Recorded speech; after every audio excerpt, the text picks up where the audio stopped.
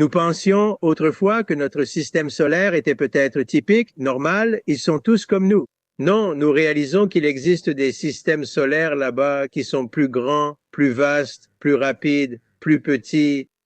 En fait, nous sommes l'exception à la règle. Cela veut-il dire qu'il y a des extraterrestres? Eh bien, cela signifie que nous avons sous-estimé la diversité de ce qui se trouve dans notre propre arrière-cour céleste. Si vous enfilez votre casquette de théoricien, qu'imaginez-vous que nous pourrions découvrir? Pensez-vous qu'il existe des civilisations extraterrestres futures ou des civilisations intelligentes? Eh bien, laissez-moi prendre des risques et dire que oui, je crois qu'ils existent. Je crois qu'il y a d'autres êtres intelligents. Nous ne sommes pas les seuls dans l'univers. D'accord?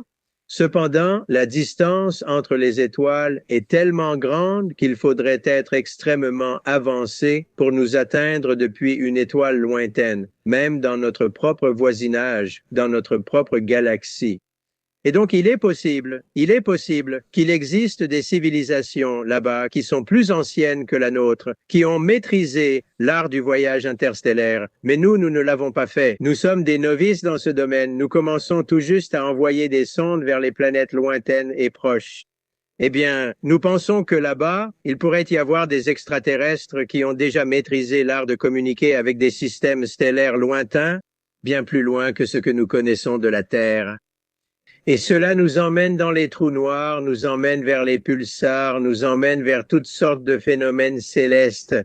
Les trous noirs ont été étudiés pour la première fois par Albert Einstein lui-même dans les années 1930, mais il pensait qu'ils ne pourraient pas être observés. Ils sont tout simplement trop grands, trop fantastiques, agréables à imaginer, mais ils ne seront pas accessibles depuis la planète Terre. Mais nous réalisons maintenant que les trous noirs pourraient être, tenez-vous bien, des passerelles vers des royaumes lointains à travers l'univers. Donc, si ceci est une feuille de papier, et que nous sommes ici, et qu'il y a une étoile lointaine là-bas, il pourrait être possible de courber l'espace et le temps, et ainsi nous pourrions alors sauter à travers un trou de verre vers une partie lointaine de notre galaxie. Bien sûr, c'est encore de la science-fiction. Nous ne savons pas avec certitude si c'est possible, mais les équations montrent que oui, si vous avez un trou noir, vous pourriez être capable de créer un raccourci entre les étoiles. Comme dans chaque film Marvel, une petite image tourbillonnante s'ouvre et on saute simplement dans une autre ligne temporelle, ce qui soulève beaucoup de questions complexes sur le temps lui-même. Et est-ce que le temps est linéaire? Est-ce qu'il est circulaire? Y a-t-il plusieurs univers qui existent simultanément? Et si je saute à travers l'un de ces trous noirs, est-ce que je dérange ce qui se passe dans ma réalité actuelle? Eh bien, cela nous amène à ce qu'il y a de l'autre côté d'un trou noir. En fait, au centre de presque chaque galaxie que nous observons avec leur télescope, nous pensons qu'il y a un trou noir. Ensuite, que se passe-t-il si vous tombez dans un trou noir? Ressortez-vous de l'autre côté? La réponse est nous ne le savons pas. Mais il existe des mathématiques, il existe des théorèmes mathématiques qui montrent qu'il pourrait être possible de survivre à un passage à travers un trou noir. Je ne dis pas que ce sera facile, je ne dis pas que ce sera courant de traverser un trou noir, mais cela pourrait être une porte vers un autre univers. Et à quoi cela ressemblerait-il?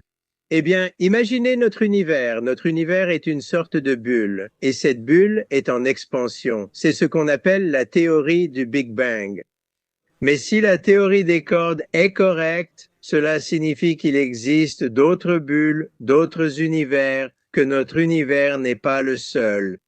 Il existe un multivers d'univers là-dehors, et peut-être des passages pour les atteindre à travers un trou de verre.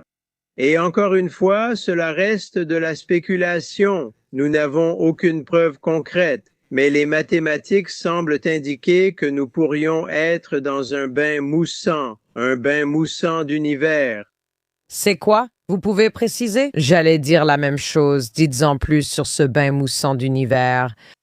Pensez à un bain moussant où nous avons différentes bulles qui peuvent entrer en collision pour créer une bulle plus grande ou se diviser et créer deux bulles plus petites.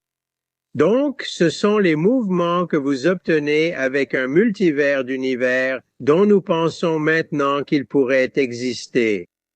En étudiant la théorie des cordes, on réalise qu'elle suggère que notre univers n'est peut-être pas unique, qu'il pourrait y avoir d'autres bulles là-dehors et que ces bulles peuvent entrer en collision, elles peuvent se heurter les unes aux autres ou elles peuvent se diviser en deux bulles plus petites.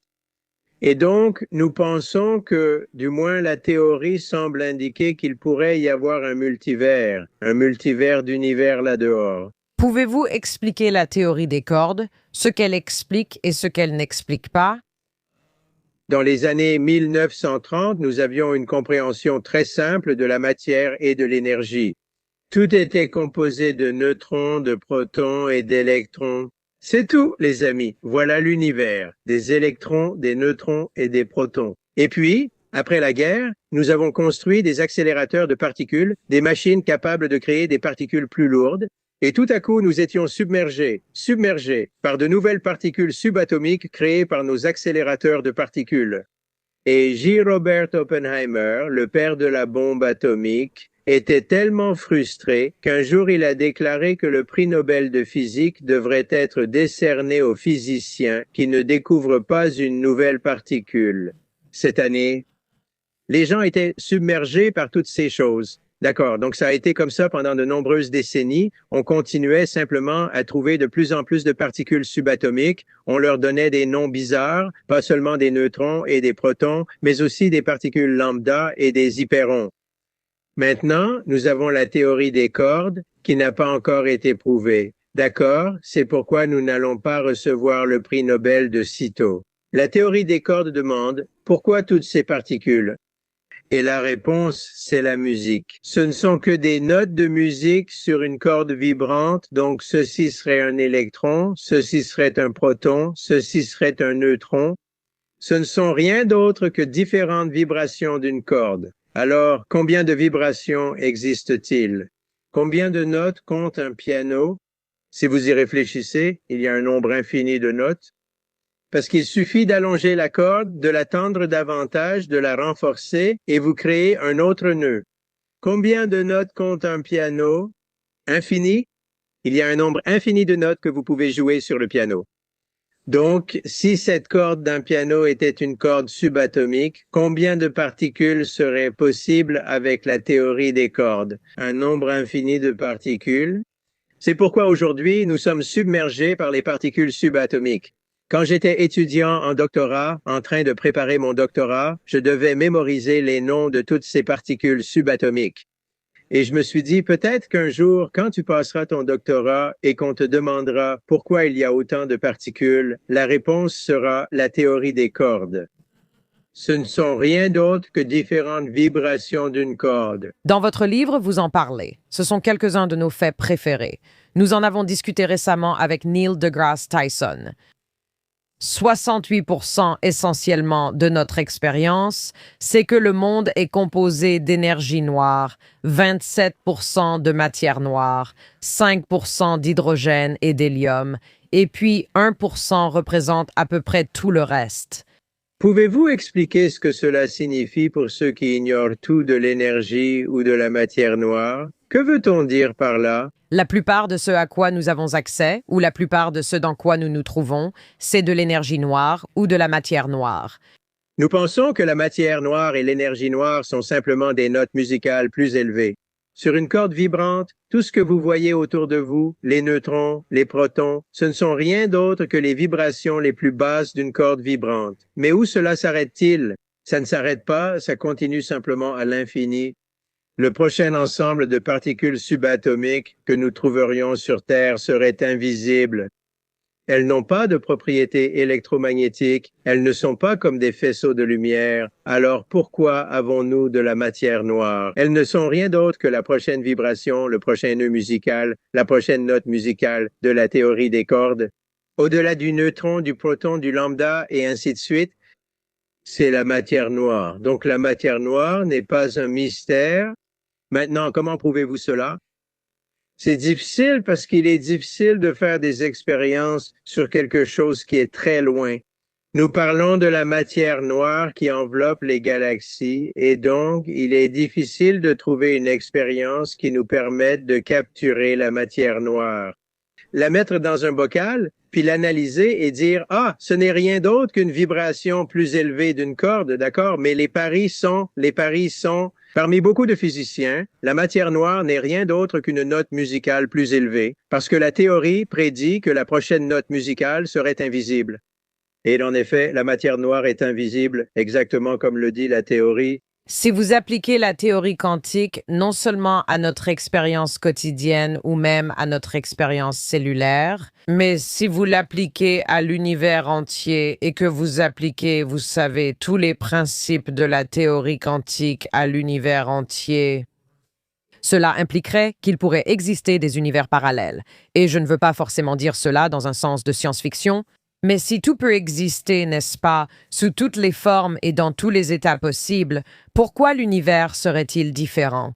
Eh bien, c'est un sujet de débat intense au sein de la communauté des physiciens, justement parce que nous avons la théorie du Big Bang. La théorie du Big Bang dit que l'univers a commencé à partir d'une seule bulle qui s'est ensuite rapidement étendue pour créer les étoiles, les galaxies, toi et moi. Mais pourquoi une seule? Pourquoi simplement un seul univers qui a créé tout l'univers tel que nous le connaissons? Pourquoi pas un multivers de ces univers? Et la théorie des cordes semble indiquer que c'est la voie à suivre. La théorie des cordes, nous pensons, est la théorie ultime du tout, selon laquelle tous les univers ne sont rien d'autre que différents types d'états de cordes à l'intérieur d'un multivers appelé la théorie des cordes. Et nous pensons donc que la théorie des cordes peut coexister avec d'autres univers différents. Et même Stephen Hawking en a parlé. Stephen Hawking a parlé du fait que si vous allez maintenant à une petite échelle, pas vers d'autres galaxies, mais dans votre propre jardin, et que vous regardez à de petites distances, l'espace n'est pas lisse. L'espace devient mousseux et il y a des univers-bulles que nous ne voyons jamais parce qu'ils sont si minuscules qu'ils apparaissent et disparaissent aussitôt. Et donc, Stephen Hawking a dit, le vide est rempli de petits bébés univers. Et un jour, l'une de ces bulles a simplement continué à grandir et à s'étendre, et cela a créé notre univers.